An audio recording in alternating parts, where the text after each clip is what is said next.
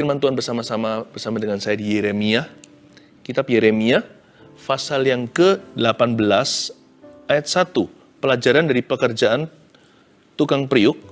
Beri judul atau tema kita hari ini, Tuhan atas kesempatan kedua. Kabar baik bagi mereka, yaitu Anda dan saya yang pernah gagal dan pernah bersalah dalam hidup ini. Jangan terpuruk selama-lamanya, ada pengorbanan untuk kegagalanmu. Namanya Yesus Kristus. Dan Tuhan itu baik. Dia nggak menyuruh kita masuk ke hadirat Allah dengan persembahan dari diri sendiri. Karena apapun yang kita persembahkan pada Tuhan, dari hidup yang sudah berdosa, selalu ada cacat celah. Nggak ada orang yang suci. Tapi Tuhan sucikan kita. Kita masuk ke hadirat Allah membawa darah Yesus. Tuhan sudah sediakan. Jadi kita nggak membawa persembahan dari diri sendiri. Kita membawa sesuatu yang sempurna dari Allah. Tuhan itu baik ya. Kita ini difur, gitulah ceritanya. Kalau kita nggak difuri oleh Tuhan Yesus, maka kita semua binasa. Tuhan itu baik. Makanya itu sekarang, tidak ada orang yang lebih layak di antara kita. Yang satu dengan yang lainnya, sama-sama tidak layaknya.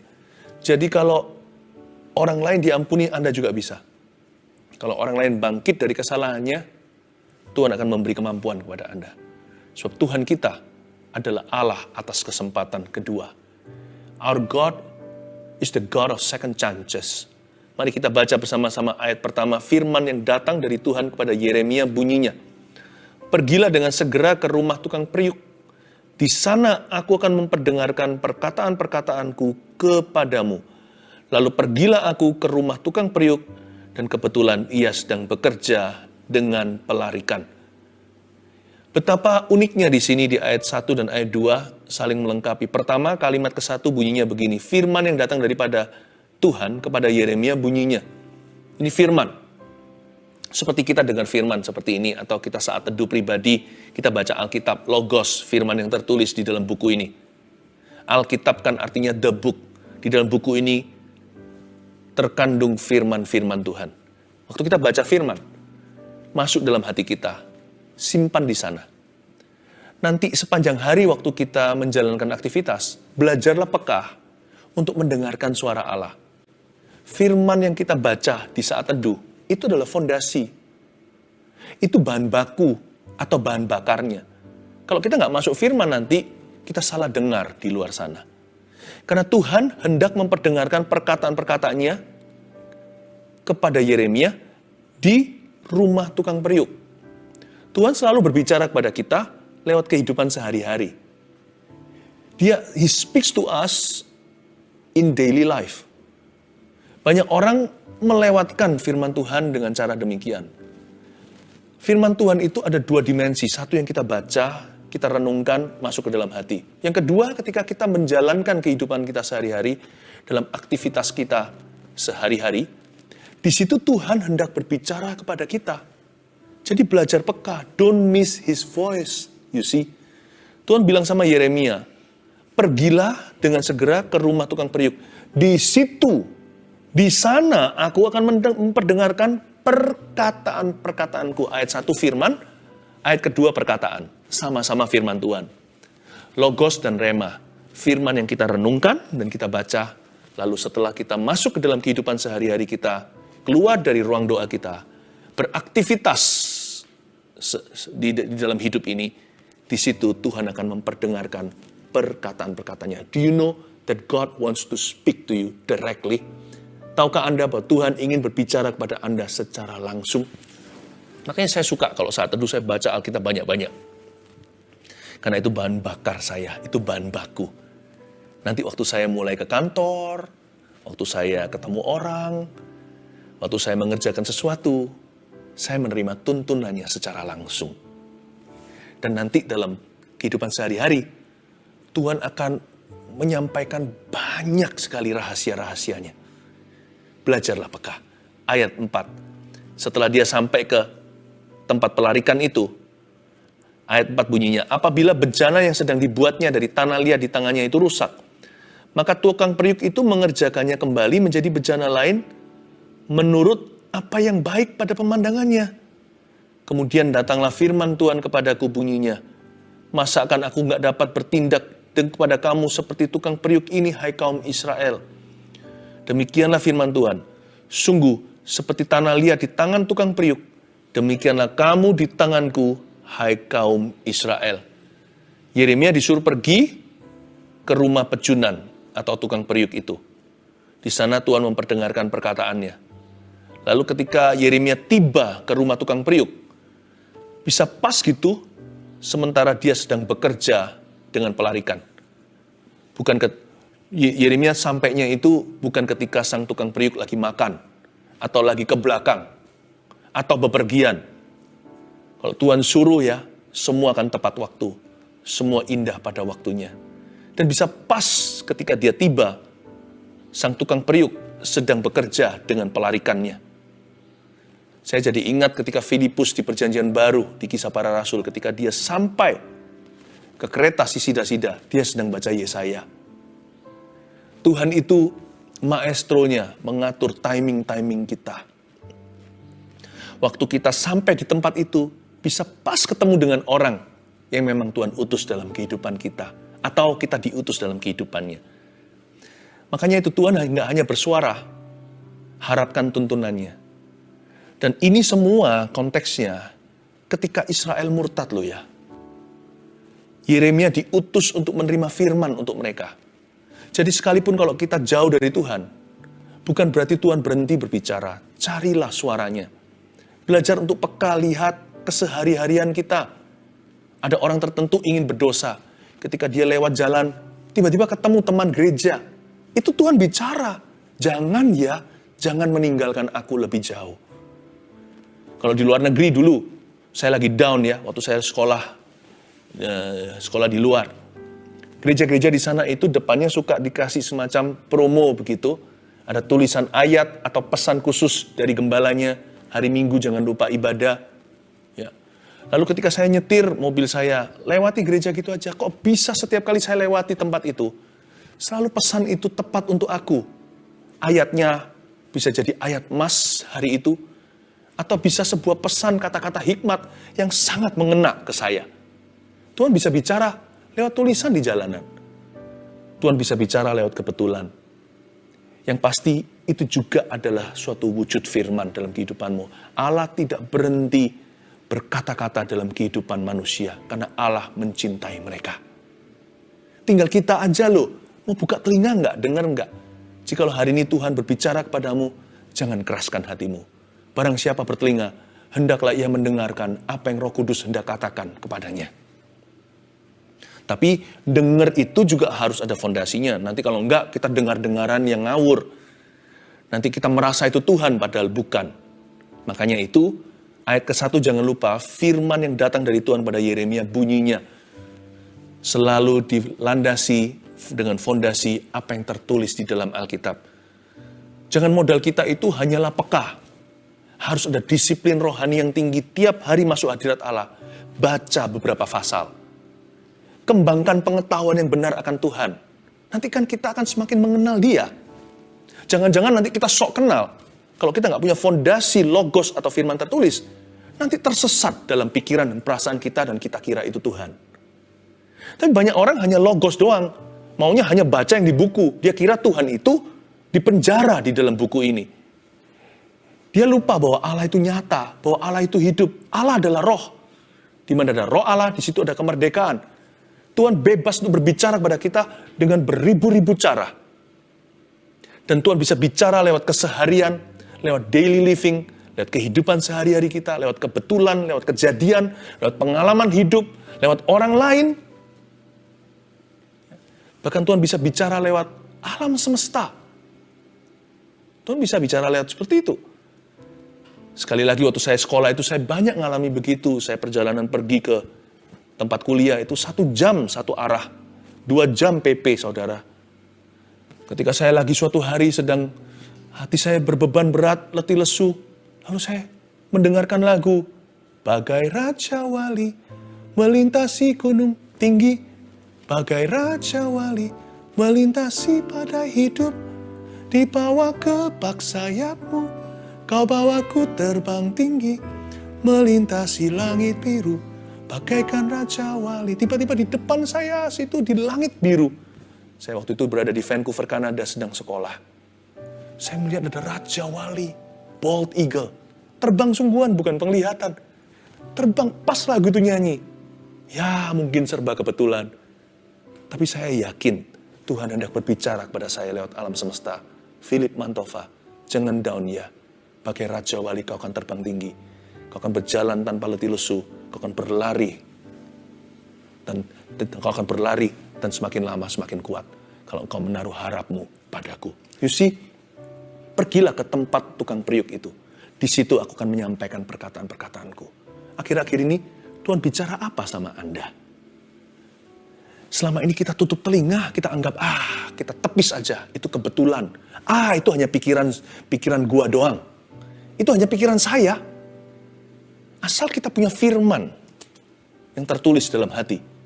Belajarlah berpetualangan dengan Tuhan. Tidak mengada-ngada, tidak ngeroh juga. Tapi waktu kita di luar sana, belajar melihat tanda-tanda dari Allah.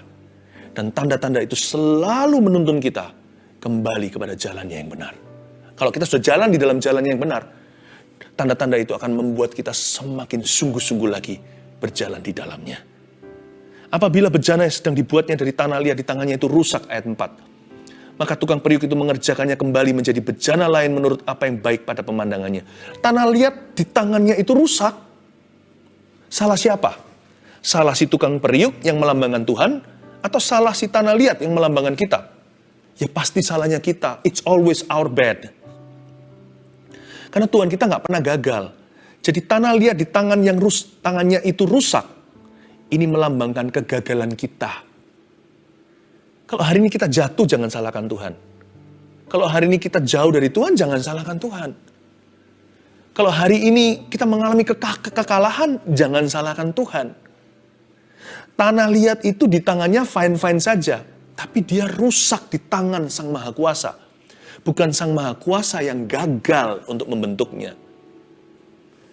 Saya percaya unsur kegagalan itu pada you and me. Kau dan aku. Karena Allah kita tidak pernah gagal. Tanah liat di tangan sang tukang periuk itu rusak.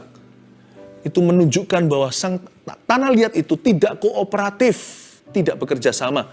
Waktu saya kecil, saya paling jengkel kalau main sama Play-Doh, itu apa yang disebut malam. Kalau dia sudah jadi kering, kena udara, lalu dia jadi keras. Sebelumnya saya bisa bentuk dia jadi orang-orangan, jadi kue, jadi roti, atau jadi apapun bentuk sesuai dengan creativity. Tapi kalau dia sudah mengeras, di tangan saya, anak kecil yang suka bermain itu, dan saya cukup kreatif loh, saya nggak bisa buat dia jadi apa-apa, kecuali jadi bongkahan saja. Yang salah bukan tangan saya. Malam itu telah mengeras. Play-Doh itu sudah mengering. Makanya hati-hati kalau hatimu kering. Cepat masuk hadirat Allah. Cepat disiram firman. Kalau enggak, kering itu pangkal keras. Kalau sekali sudah keras, tanah liat tersebut tidak bisa dibentuk oleh sang pejunan. Apabila bejana yang dibuatnya dari tanah liat di tangannya itu rusak, bukan salah Tuhan. Karena Tuhan tidak pernah gagal. Seringkali kita tidak kooperatif dengan Tuhan Yesus. Seringkali kita terlalu banyak membantah dan membangkang kepada Sang Pencipta kita. Kita sok tahu. Seringkali tanpa kita sadari hati ini sombong sekali. Kegagalan itu selalu di pihak kita. Selalu dimulai dengan hati yang tidak kooperatif dengan Roh Kudus atau yang menolak untuk bekerja sama. Tapi ini kabar baiknya. Maka tukang periuk itu mengerjakannya kembali. Oh, we have a God who never gives up on us. Kita punya Tuhan yang tidak pernah menyerah atas hidup kita. Kita punya Allah yang tidak pernah menyerahkan kita kepada maut. Atau menyerahkan kita kepada si jahat. Inilah kabar baiknya. He will never abandon you and me. Dia tidak akan pernah menolak Anda dan saya. Semerah apapun dosamu, seperti kirmisi, akan sanggup Tuhan sucikan menjadi lebih putih dari salju. Allah kita selalu ready to forgive, selalu siap untuk mengampuni. Saya sebut Tuhan itu the sovereignly good God. Dikatakan di sini, maka tukang periuk itu mengerjakannya kembali menurut menjadi bejana lain, menurut apa yang baik pada pemandangannya. Tuhan itu daulat. Terserah dia kita mau jadi apa. Tetapi dalam kedaulatannya, Tuhan tetap baik. Saya selalu menyebut Tuhan itu begini, He's my sovereignly good God. Dia Allah yang daulat, iya, tapi dia baik lebih dulu. Dia Allah yang daulat, iya, tapi dia baik, dia tetap baik setelah kedaulatannya. Saya tidak perlu menaruh rasa curiga. Allahku adalah Allah yang baik. Tuhan Yesus adalah Tuhan yang baik. Jadi tukang periuk itu mengerjakan kembali menjadi bejana lain menurut apa yang baik, bukan apa yang jahat pada pemandangannya. Kalau Anda sudah jauh dari Tuhan, kembalilah. Jangan lari lagi. God is still good. Tuhan masih baik. Kalau Anda merasa dia sudah murka, sudah marah, dia menolak Anda, dia sudah benci sama dirimu, itu setan yang beritahu. Sebab Tuhan tidak begitu. Inilah kabar baiknya buat kita semua yang pernah gagal dan pernah bersalah, atau sedang gagal dan bersalah. Tuhan kita tetap baik. Meskipun nanti, apapun yang Tuhan bikin dari sini, dari kegagalan dan kesalahan Anda, Tuhan nanti akan bikin apa? Itu terserah Tuhan. Tapi jangan pernah ragukan karakternya. Karakter Tuhan tidak pernah berubah dahulu, sekarang, dan selama-lamanya. He is good all the time. Dia baik, selalu baik. Yang penting di sini ya, mata kita fokus kepada tujuan Allah atas hidup kita. Di atas kegagalan. Di atas setiap kegagalan dan kesalahan kita, fokus kita harus pada tujuan Allah. Kalau saya jadi tukang tanah liat itu, kalau tanah liat itu punya suara, kalau tanah liat itu punya pikiran, dia akan berpikir begini, ya sudah deh, aku udah gagal kok. Sebelumnya aku keras dan kering. Sekarang aku berserah ke tangan Sang Pencipta. Biar Sang Pejunan itu membentuk aku menurut apa yang baik pada pemandangannya. Kegagalanku disesali, selama-lamanya juga percuma. Saya pelototin terus kesalahan saya, emangnya bisa buat apa? Lebih baik saya serahkan ke tangan Tuhan. Aku tanggung segala konsekuensinya. Menurut apa yang baik pada pemandanganmu Tuhan, aku mau kembali lagi mengejar tujuan ilahi dalam hidupku. Aku pernah salah, ya sudah, nasi sudah jadi bubur, mau diapain lagi? Tapi sekarang aku memutuskan untuk kembali kepada Tuhan. Tuhan memberiku kesempatan kedua. Karena Tuhan gak mungkin bunuh saya. Allah itu baik. Tuhan tidak akan berbuat jahat kepada Anda dan saya. Pilihan Tuhan hanya satu, memulihkanmu. Itu yang Tuhan mau. Bukankah Tuhan sudah seal the deal di kayu salib di Kalvari? Tuhan sudah tutup perdebatan. Tuhan tidak ada pertukaran bayangan. Kalau saya datang kepada Tuhan, gak peduli sesalah apapun, pilihan Tuhan hanya satu saja, yaitu memulihkan saya. Meskipun saya mungkin masih perlu menanggung konsekuensinya. Yang penting mataku tertuju pada tujuan. Pokoknya Tuhan akan menjadikan aku bejana lain menurut apa yang baik pada pemandangannya. Itu satu hal yang kuyakini. Kalau aku harus mengalami sakit karena konsekuensi, bersama Yesus aku dapat menanggung segala perkara. Pulihkan saya Tuhan. Anda dan saya tidak punya pilihan. Kita harus jalan maju dan jalan ke arah Tuhan. Kemudian datanglah firman Tuhan kepadaku, bunyinya, masa akan aku tidak dapat bertindak kepada kamu seperti tukang periuk ini, hai kaum Israel? Demikian firman Tuhan. Sungguh seperti tanah liat di tangan tukang periuk, demikianlah kamu di tanganku, hai kaum Israel. Ayat 6, ini menjelaskan tentang kedaulatan Allah. Tuhan itu sanggup melakukan segala perkara.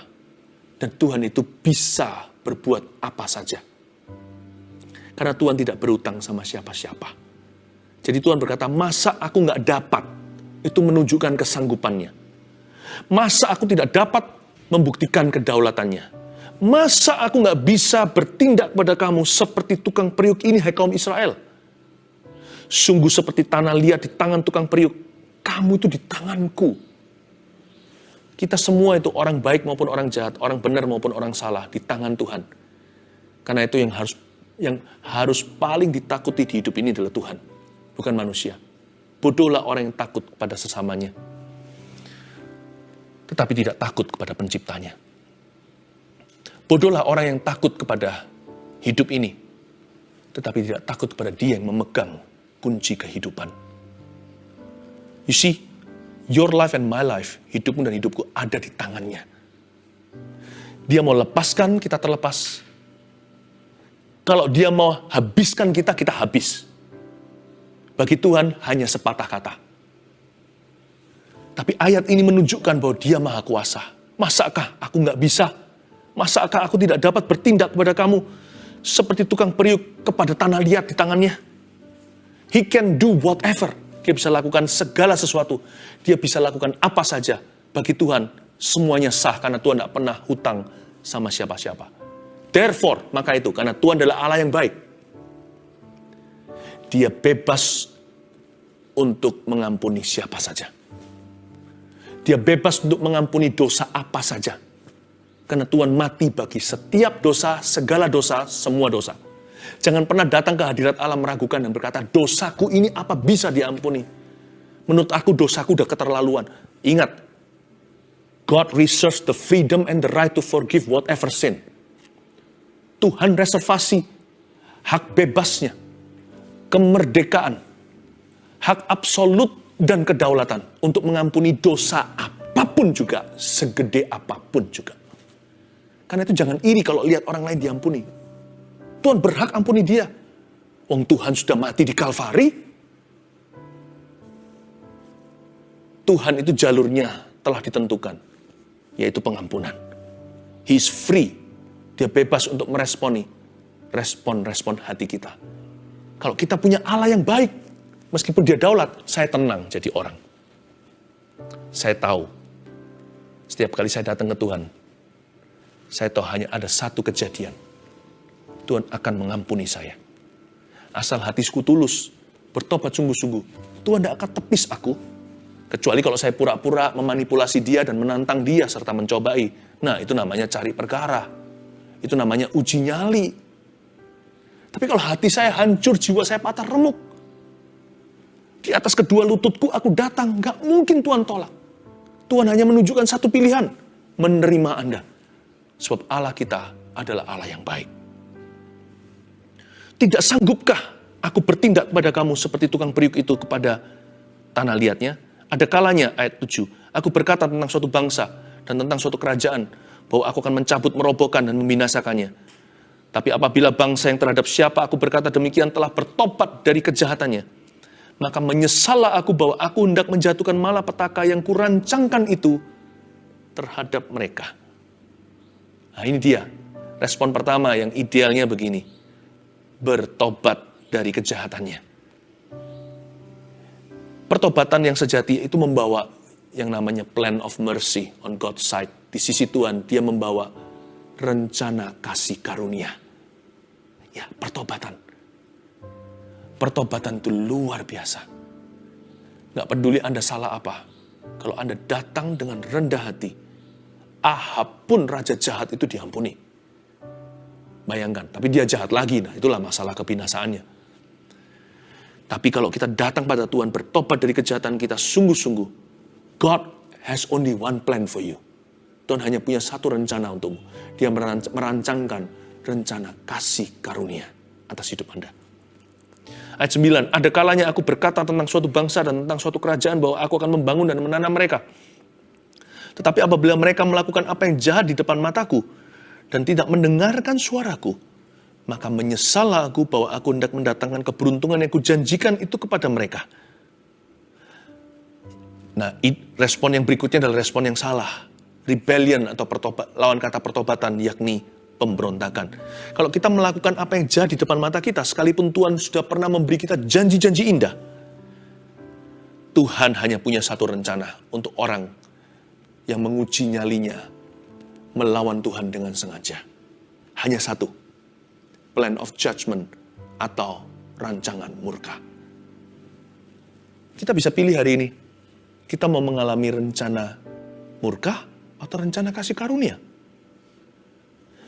Sebab itu katakanlah kepada orang Yehuda ayat 11 dan kepada penduduk Yerusalem, beginilah firman Tuhan. Sesungguhnya aku ini sedang menyiapkan malapetaka terhadap kamu dan merancangkan rencana terhadap kamu.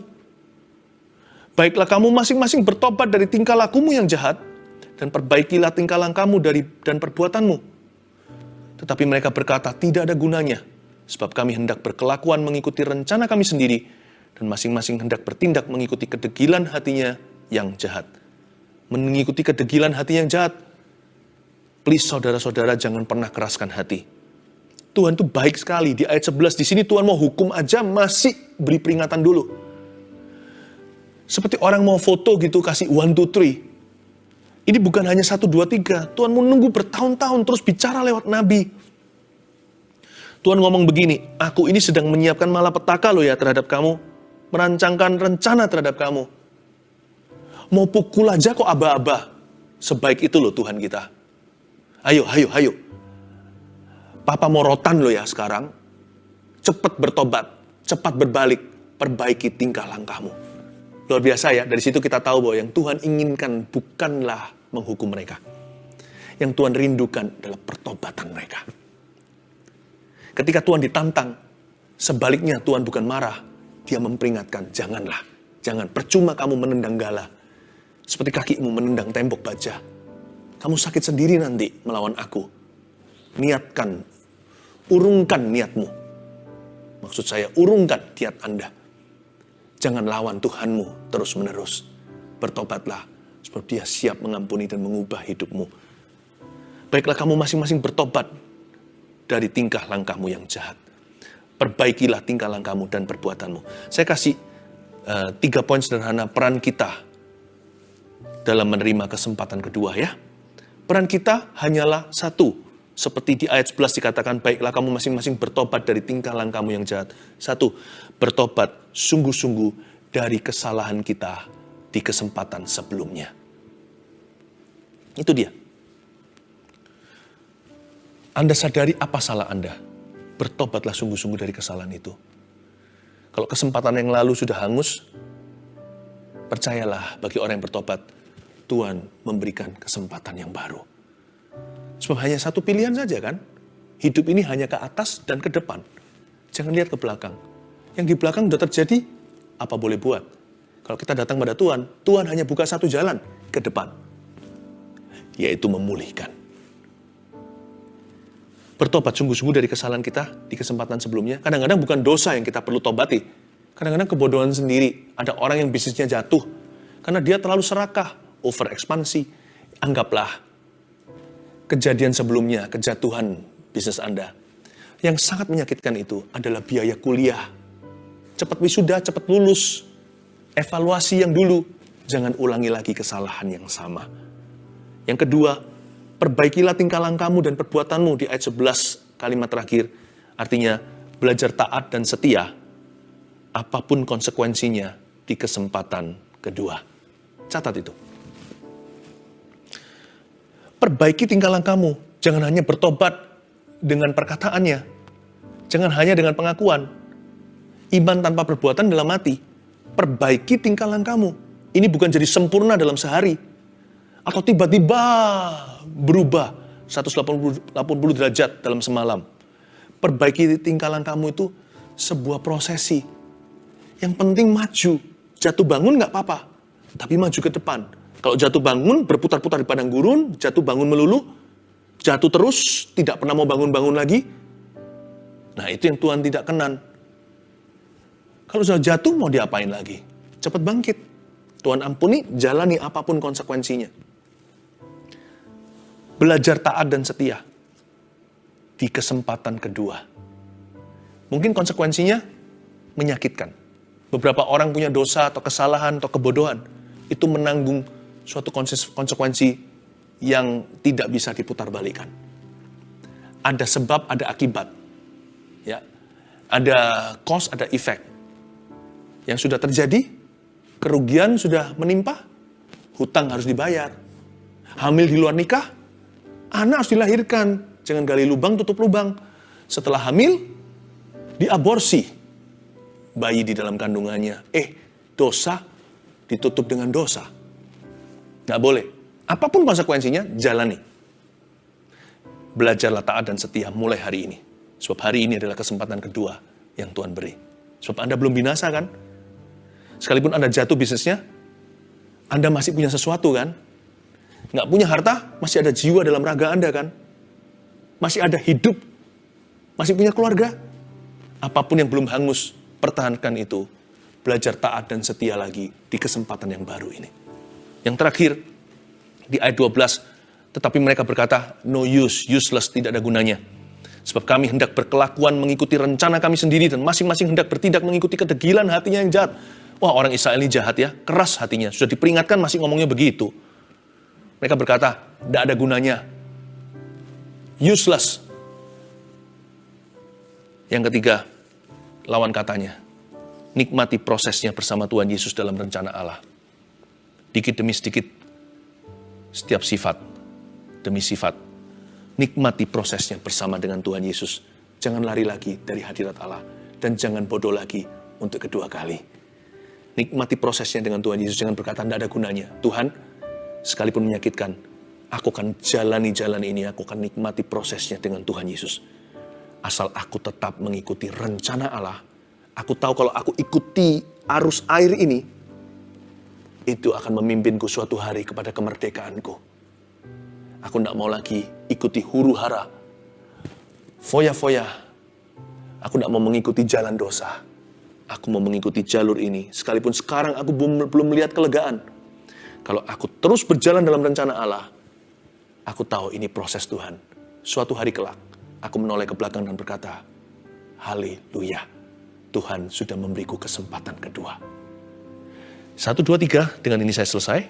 Peran kita hanyalah 1, bertobat sungguh-sungguh dari kesalahan kita di kesempatan sebelumnya.